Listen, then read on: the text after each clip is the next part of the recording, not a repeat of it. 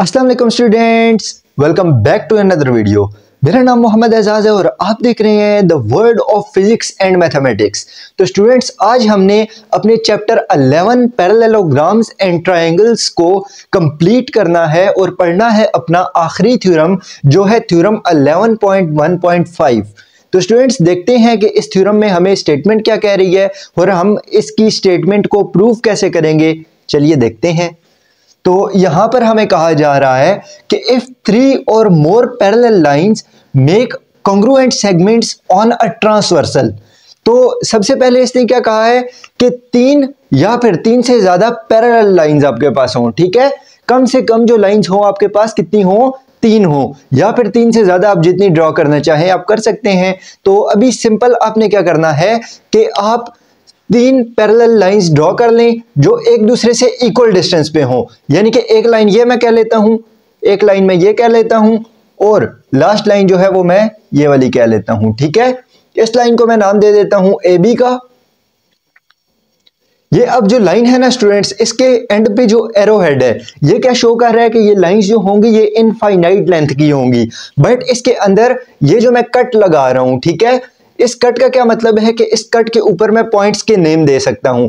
यानी कि इसको मैं बोल देता हूं पॉइंट ए, इसको मैं बोल देता हूं पॉइंट बी, यानी कि लाइन ए बी हो गई। सिमिलरली ये जो लाइन है ये क्या है, ये लाइन सी डी है, यानी कि ये ए बी हो गई, इसको आप सी डी कह दो और इस लास्ट वाली लाइन को आप क्या कह दो, ई एफ कह दो।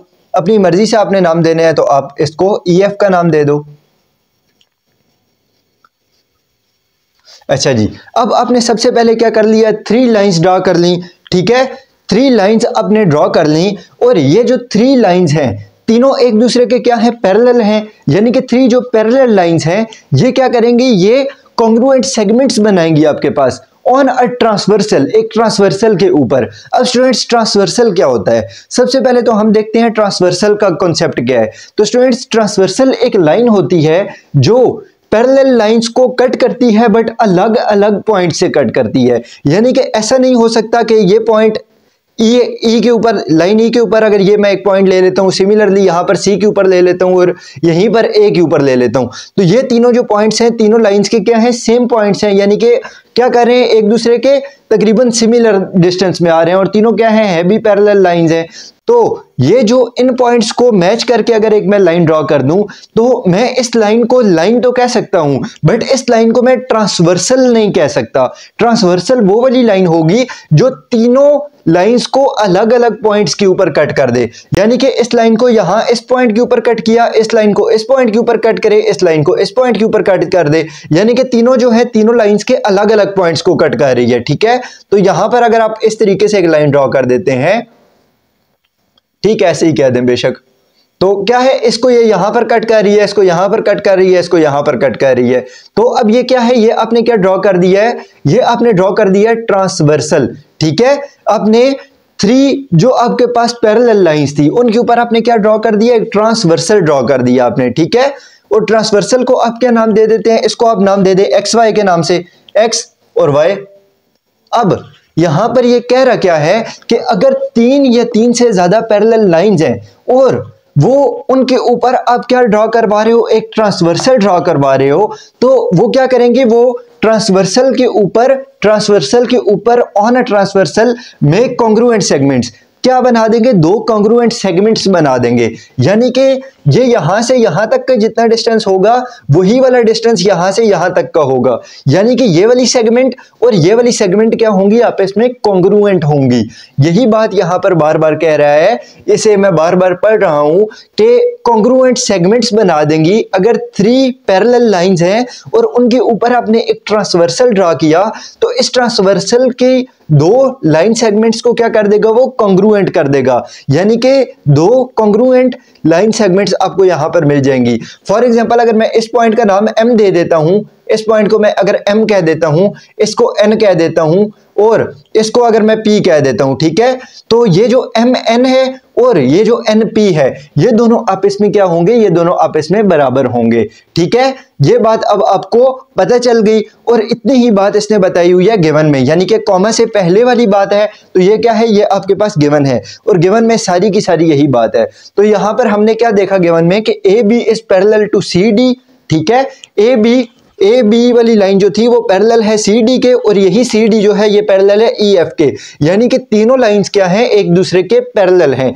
ठीक है, तीनों लाइंस एक दूसरे के पैरेलल हैं, इस वजह से तीनों लाइंस को मैंने क्या कर दिया, A B is parallel with C D and it is parallel with E F. ठीक है, और इनके ऊपर जो मैंने लाइन का निशान लगाया, वैसे मैं किसी के ऊपर भी लगाता हूं, मतलब पहले मैं अगर कोई भी लाइन रिप्रेजेंट करूं, एम एन कर दूं फॉर एग्जांपल, तो मैं उसे क्या एम एन लिख के उसके ऊपर एक सिंपल लाइन लगा लेता हूं।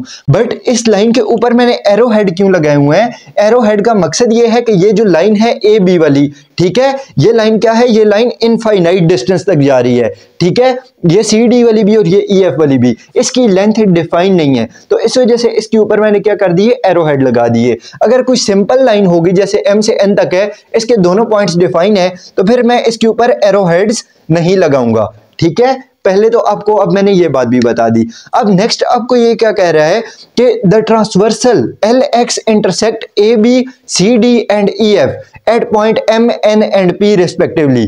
ठीक है, कह रहा है कि आपने जो यहां पर ट्रांसवर्सल, आपने कहा था कि हम ट्रांसवर्सल ड्रॉ कर रहे हैं, तो जो आपने इन तीन पैरेलल लाइंस के ऊपर ट्रांसवर्सल ड्रॉ किया, ठीक है, आपने ट्रांसवर्सल ड्रॉ किया, ट्रांसवर्सल का क्या नाम था, एक्स एल।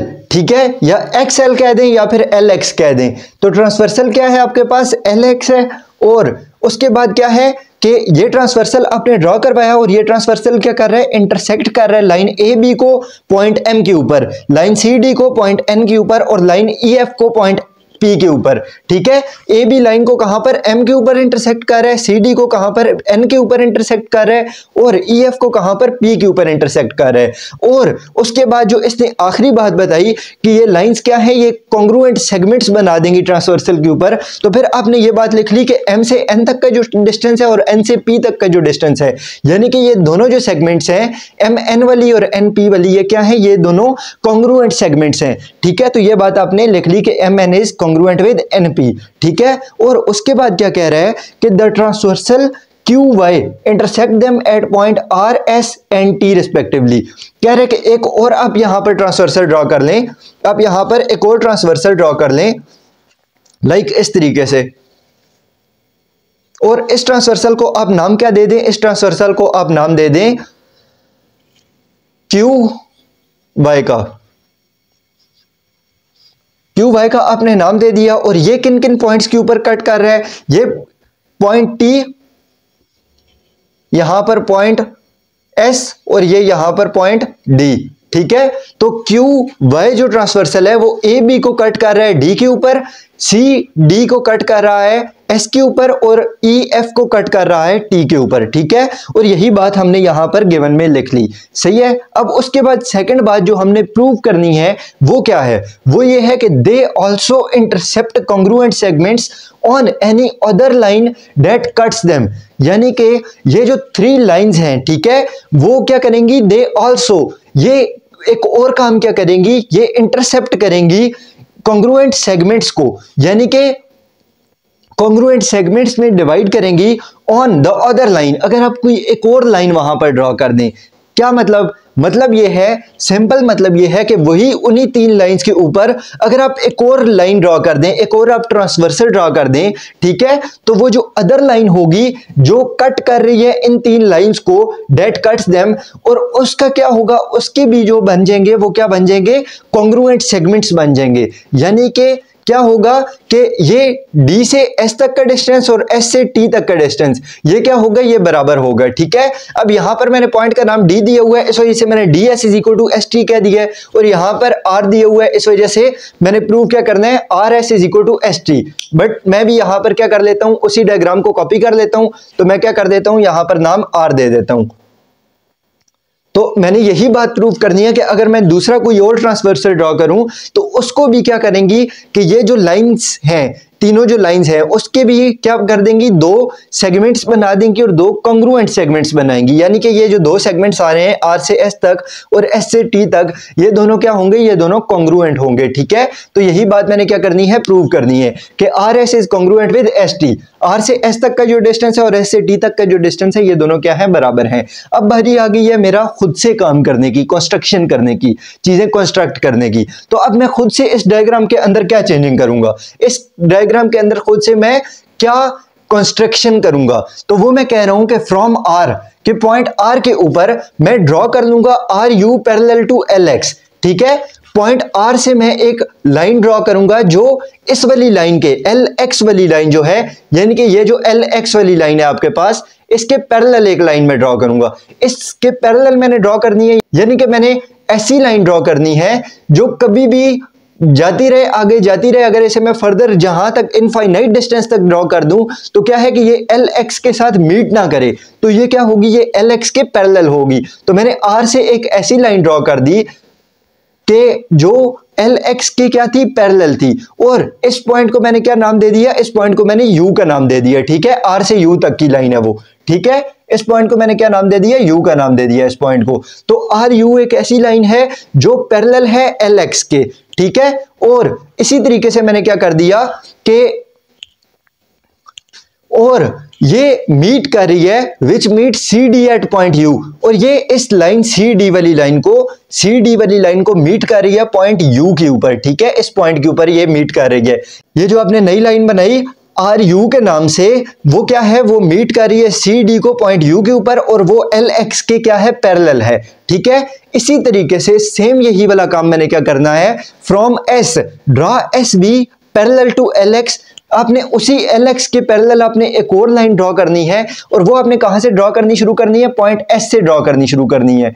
ठीक है, पॉइंट एस से आप ड्रॉ करनी शुरू करेंगे, एक क्या पैरेलल लाइन ड्रॉ करेंगे, किसके पैरेलल, जो एल एक्स के पैरेलल होगी, और इस लाइन का नाम क्या है, एस वी है। तो यानी कि इसका जो फाइनल पॉइंट है ये क्या है, इसका नाम क्या है, वी है। ठीक है, और अगर इसका नाम वी है तो ये वी पॉइंट क्या कर रहा है, वी पॉइंट ई एफ को इंटरसेक्ट कर रहा है, किसके, वी पॉइंट के ऊपर, यानी कि एस वी वाली जो लाइन है वो वी पॉइंट के ऊपर ई एफ को मिल रही है।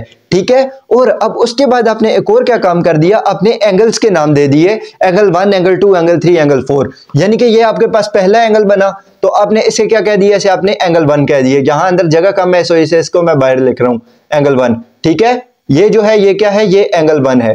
ठीक है, इसी तरीके से ये आप इस एंगल को क्या कह दें, इसको आप एंगल 2 कह दें, और इस वाले एंगल को आप क्या कह दें, इसको आप एंगल 3, और इसको एंगल 4। ठीक है, तो ये आपने क्या कर दी, ये आपने कंस्ट्रक्शन कर ली। अब इसी कंस्ट्रक्शन की मदद से आप क्या करेंगे, इसी कंस्ट्रक्शन की मदद से आप प्रूव करेंगे कि ये आर से एस तक का डिस्टेंस और एस से टी तक का डिस्टेंस आपस में बराबर है। यानी कि आपने इन्हीं 3 लाइंस के ऊपर एक और अगर आपने ट्रांसवर्सल ड्रॉ किया, और उसकी जो सेगमेंट्स आएंगी वो सेगमेंट्स क्या होंगी, वो सेगमेंट्स भी कॉन्ग्रुएंट होंगी आपस में। ठीक है, तो अब ये चीजें प्रूव करने के लिए मैंने क्या कह दिया, मैंने सिंपल कह दिया कि M N U R is a parallelogram. ठीक है, मेरे पास क्या था, एम एन यू आर। ठीक है, एम एन यू आर, ये वाला आपके पास क्या बन रहा है, एक पैरेललोग्राम बन रहा है।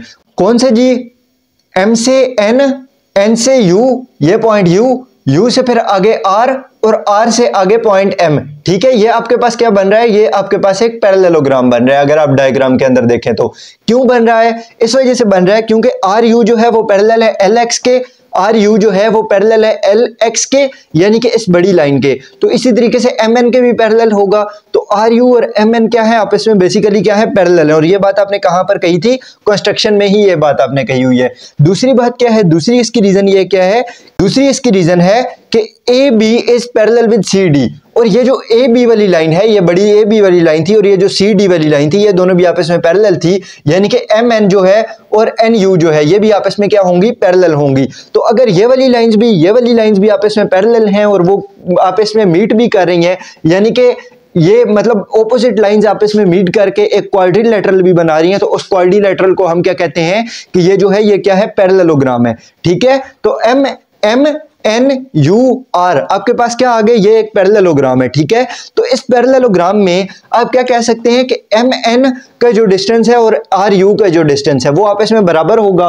क्यों, क्योंकि पैरेललोग्राम की ऑपोजिट साइड जो होती हैं वो हमेशा क्या होती हैं, बराबर होती हैं। तो इस वजह से एम एन जो होगा वो आर यू के बराबर होगा। यानी कि ये वाली लाइन एम एन और ये वाली लाइन आर यू, ये दोनों क्या होंगी, आपस में बराबर होंगी। और ये बात मैंने यहां पर लिख ली, और इसको मैंने इक्वेशन 1 का नाम दे दिया, और इसकी रीजन मैंने यही दी कि ये क्या है, ऑपोजिट साइड्स हैं पैरेललोग्राम के। इसी तरीके से स्टूडेंट्स सिमिलरली अगर मैं देखूं इस वाले पैरेललोग्राम को देखूं, ये जो एस वी टी और एन के दरमियान बन रहा है। ये वाला जो एक पैरेललोग्राम बन रहा है ये भी एक पैरेललोग्राम ही बन रहा है स्टूडेंट्स, अगर आप गौर से देखें। और इसकी भी रीजन ये है कि एस वी जो है वो पैरेलल है एन पी के।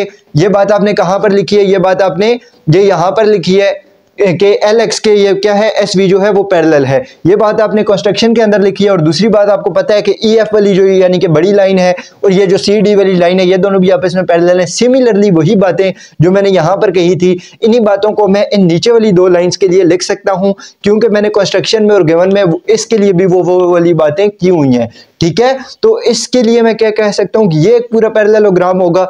और अगर ये एक पूरा पैरेललोग्राम हुआ तो क्या होगा कि एस वी का डिस्टेंस जो है वो एन पी के बराबर होगा। ठीक है, तो ये बात भी मैं कह सकता हूं कि ऑपोजिट साइड्स ऑफ पैरेललोग्राम है ये भी। तो इस वजह से मैं कह सकता हूं कि N P is congruent with S V. ठीक है, N P is congruent with S V, ये बात मैं यहां पर लिख सकता हूं। सारी मैं प्रूव करके मैंने आपको बता दिया कि किस तरीके से मैं लिख सकता हूं।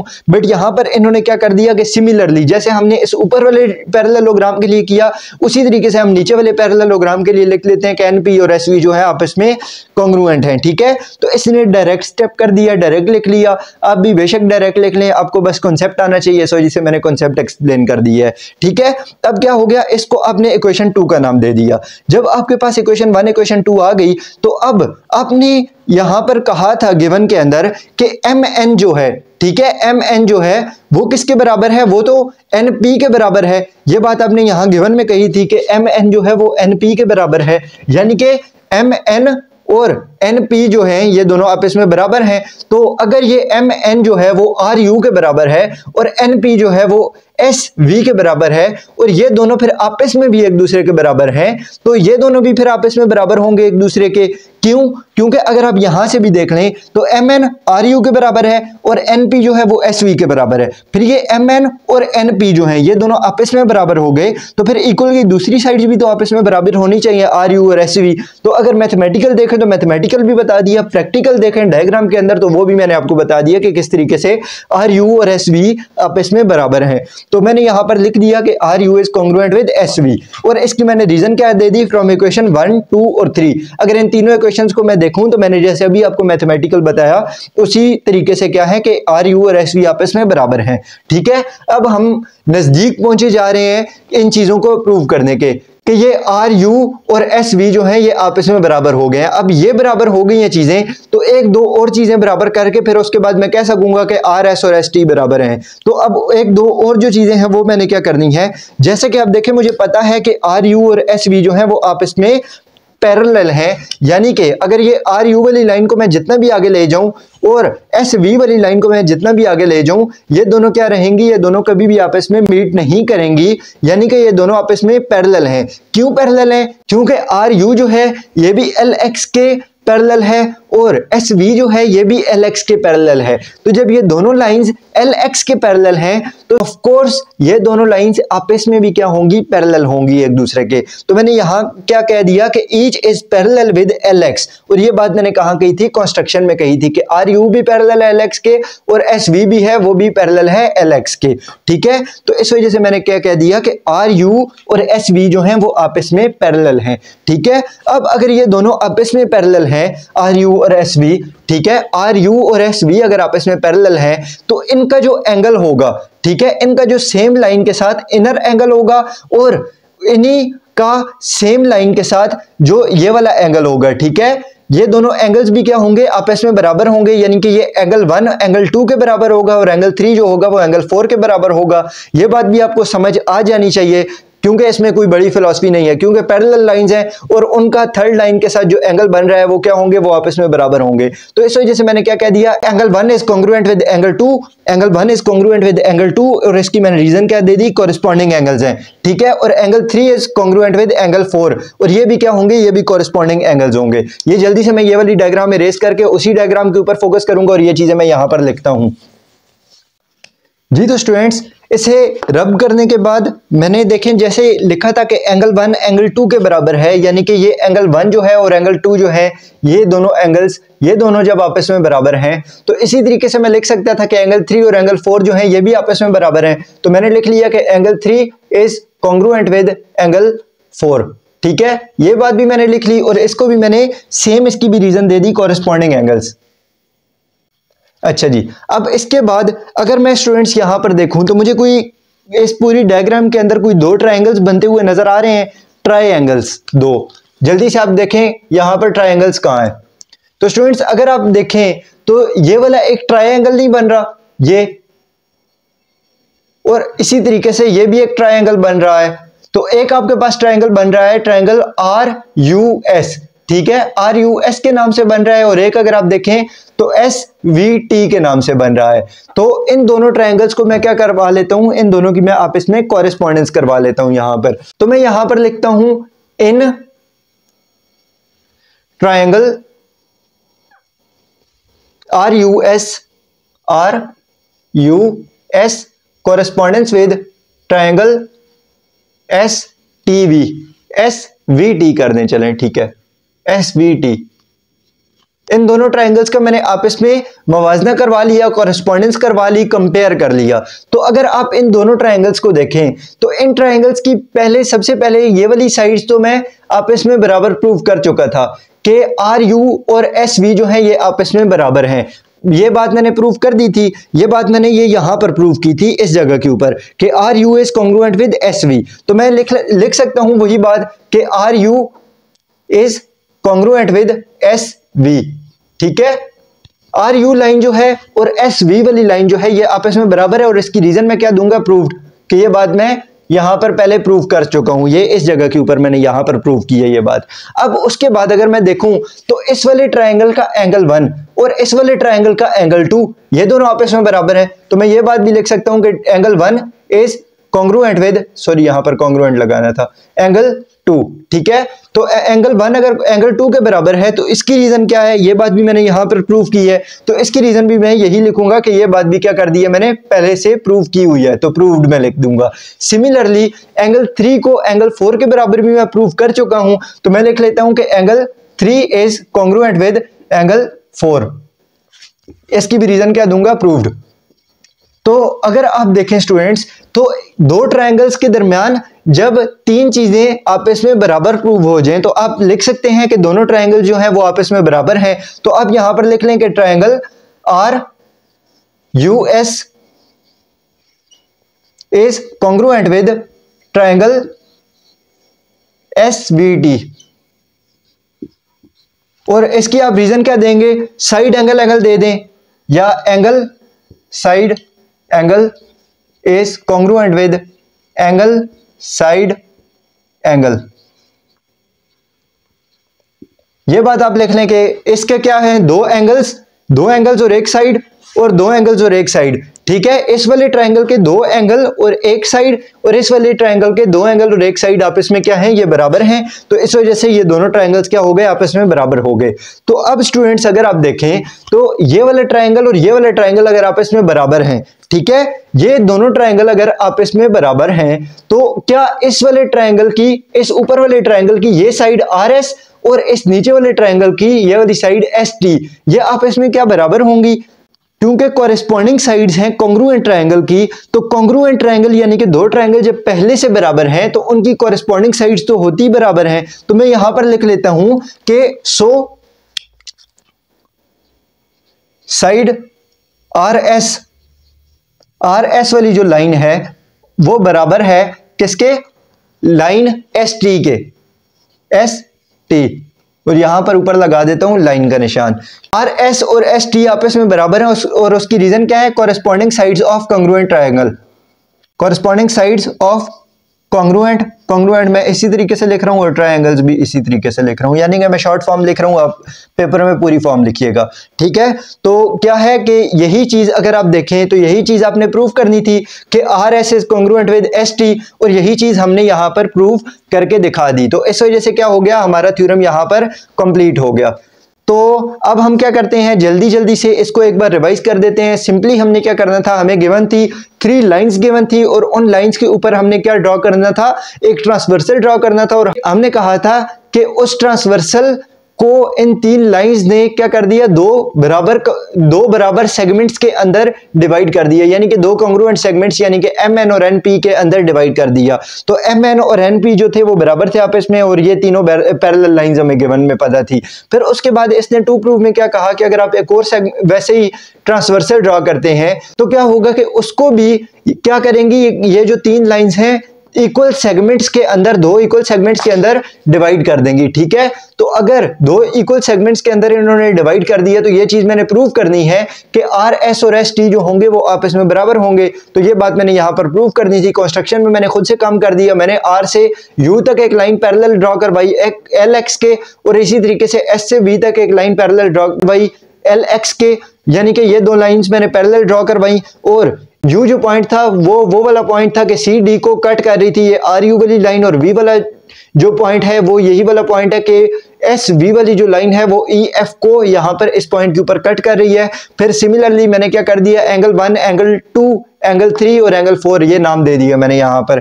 फिर उसके बाद अब मैंने क्या किया, मैंने यहां पर इसमें फिगर में देखा कि एम एन यू आर ये मेरे पास एक पैरेललोग्राम बन रहा था, ये एक पैरेललोग्राम था। तो मैंने कहा कि यू आर और एम एन जो होंगे, ये जो लाइंस हैं ये क्या होंगी, ये आपस में बराबर होंगी, क्योंकि ये पैरेललोग्राम की ऑपोजिट लाइंस हैं, और पैरेललोग्राम की ऑपोजिट लाइंस जो होती हैं हमेशा आपस में बराबर होती हैं। तो इस वजह से क्या होगा कि ये दोनों साइड जो होंगी आपस में बराबर होंगी। इसी तरीके से इसी तरीके से अगर मैं कहूं कि ये एन पी वी एस ये भी क्या था, ये एक पैरेललोग्राम था, तो इसकी भी जो ऑपोजिट साइड्स होंगी एन पी और एस वी ये दोनों भी आपस में बराबर होंगी। तो जब मुझे गिवन में ये बात पता थी कि एम एन और एन पी जो है, एम एन और एन पी आपस में बराबर हैं, तो वो बात भी मैंने यहां पर लिख ली। अब अगर एम एन और एन पी आपस में बराबर हैं, एम एन और एन पी आपस में बराबर हैं, यानी कि इन दो इक्वेशंस की एक साइड अगर आपस में बराबर है तो इन्हीं दो इक्वेशंस की दूसरी साइड को भी आपस में बराबर होना चाहिए। मैथ हमें ये कह रही है, तो हम कहेंगे कि आर यू जो है वो एस वी के बराबर है, यानी कि ये वाला आर यू जो है वो एस वी के बराबर है। ठीक है, तो ये बात मैंने यहां पर प्रूव कर दी। और इस बात की रीजन क्या थी कि ये तीनों इक्वेशन से मिलाकर मैंने ये बात लिखी कि आर यू जो है वो एस वी के बराबर है इन तीनों इक्वेशंस को यूज करके।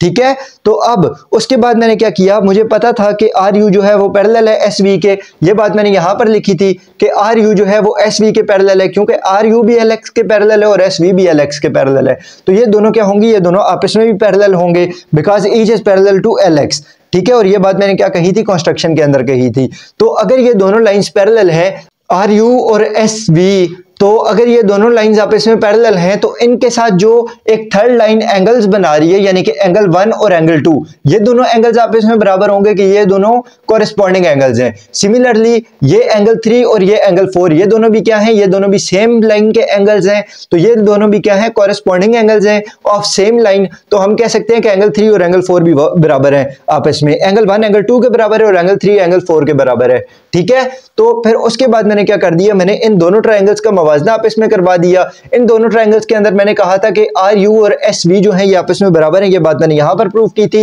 एंगल 1 एंगल 2 के बराबर है, ये बात मैंने यहां पर प्रूव की थी। एंगल 3 एंगल 4 के बराबर है, ये बात मैंने यहां पर प्रूव की थी। तो ये तीनों बातें अगर मुझे पता है, तो तीन चीजें अगर दो ट्रायंगल्स की बराबर हो तो हम कहते हैं कि ये पूरे के पूरे दोनों ट्रायंगल्स क्या है, बराबर है आपस में।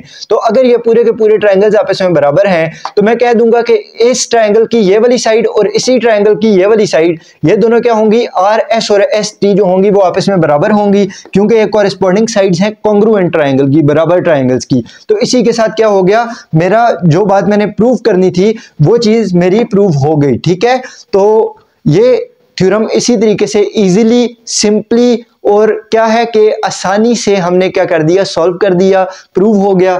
तो इसी के साथ इजाजत दीजिएगा फिर, क्योंकि अब नेक्स्ट थ्योरम में ही हम मिलेंगे। बाय बाय, टाटा, अल्लाह हाफिज, टेक केयर।